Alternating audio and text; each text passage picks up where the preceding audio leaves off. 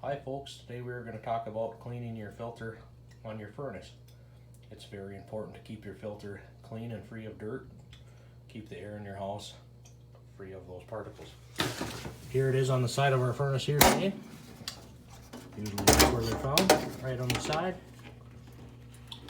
Drops in this little slot.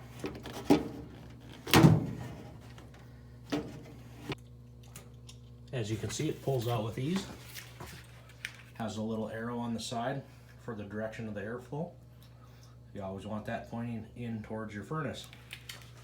Just drop that back in the side here. Put the cap on, and you're good to go. Thanks and have a great day.